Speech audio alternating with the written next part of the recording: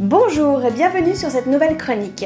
Je suis Stéphanie, une des 3 podcasteuses de Mettons le couvert. De mon parcours, j'ai appris à cuisiner et à utiliser des aliments déjà transformés à bon escient. Puis la mise en pratique, dans ma sphère familiale, au quotidien, qui m'a réellement challengée. Et puis cette vidéo de Jamie Oliver, vous ne le connaissez pas, c'est un chef et restaurateur britannique.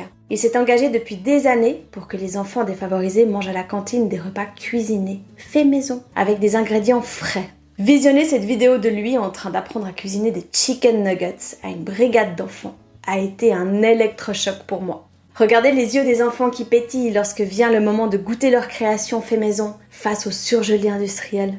Je vous promets, le voyage en vaut le détour. Cette vidéo date d'il y a plus de 10 ans. Et pourtant, elle est plus que jamais d'actualité. Comme beaucoup de parents, je me demande souvent si ce que je mets dans l'assiette de mes enfants est le bon choix. Dans cette chronique, nous avons cherché à savoir qu'est-ce qui se cache derrière les aliments transformés. Sont-ils sains, bons pour moi et ma famille, ou à éviter totalement? Comment reconnaître les aliments bons pour ma santé quand je fais les courses en 15 minutes chrono? Eh bien, la réponse n'est pas si simple. C'est pourquoi nous finirons cette chronique avec nos astuces simples et pragmatiques de maman imparfaite.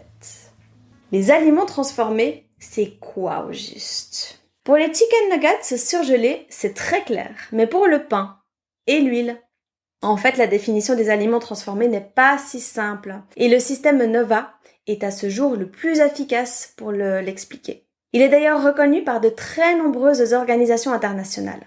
Le système Nova, c'est un classement des aliments en 4 groupes, de très peu transformés à ultra transformés. On distingue donc dans le groupe 1 les aliments peu ou non transformés.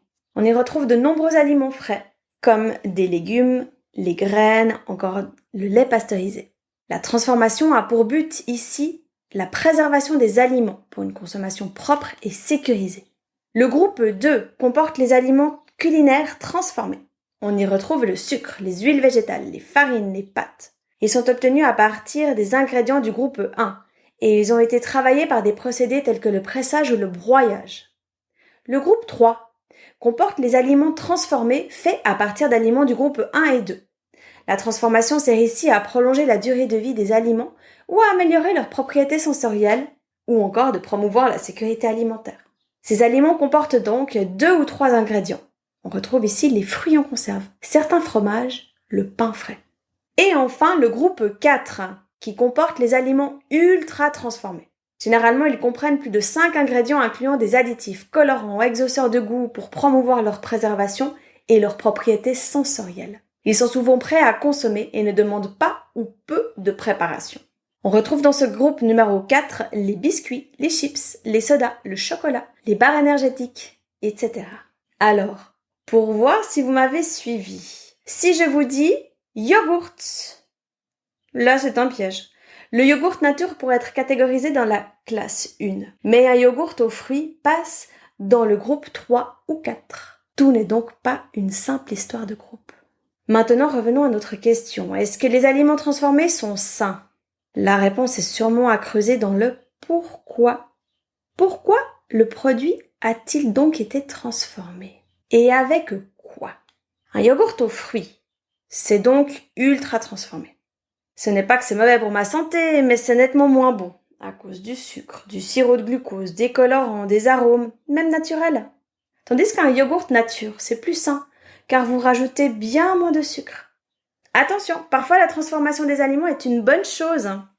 Par exemple, les personnes âgées à l'hôpital peuvent recevoir une alimentation enrichie ou fortifiée, avec les nutriments clés dont ils manquent pour se rétablir, comme certaines vitamines ou minéraux. Donc, quand je regarde l'étiquette sur mon produit, je me pose la question du pourquoi. Un autre exemple un petit peu trompeur, dans mon placard, en tournant mon pot de moutarde dont je tairai le nom, acheté pourtant localement, croyant bien faire. Quelle surprise! Sur cette étiquette, je lis graines de moutarde, eau, vin blanc vaudois, vinaigre de table, huile de tournesol, sel de cuisine. Jusque-là, tout va bien. Puis, sucre, sirop de glucose, épices, épaississants, farine de goire, acidifiant, acide citrique et tartrique, antioxydants, conservateurs. Mais pourquoi ces ingrédients sont-ils là? Est-ce que le moutardier n'aurait pas pu faire plus simple que d'ajouter 12 ingrédients à ces graines de moutarde? Je ne vais pas me mettre à fabriquer ma propre moutarde, mais celle-ci, je n'en veux plus sur ma table, c'est sûr. En résumé, les aliments transformés ne sont pas tous mauvais, ni tous bons. Alors que faire? Voici nos astuces simples et pragmatiques, de maman imparfaite, pour acheter mieux. Numéro 1. Lire l'étiquette des aliments.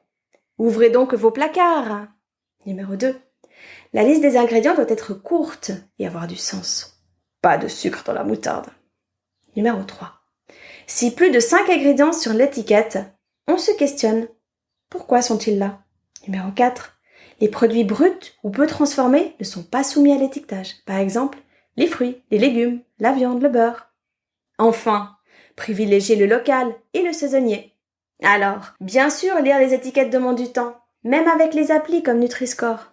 Notre invitée de l'épisode 3, Maria Retamalles, le confirme. Elle et son équipe constatent que dans leurs ateliers découvertes avec les enfants, l'alimentation saine et durable prend du temps à s'apprendre. Et si vous faites vos courses en 15 minutes chrono, concentrez-vous sur l'essentiel. Les aliments de base comme les œufs et le pain doivent être bien choisis. C'est bon pour soi et pour la biodiversité.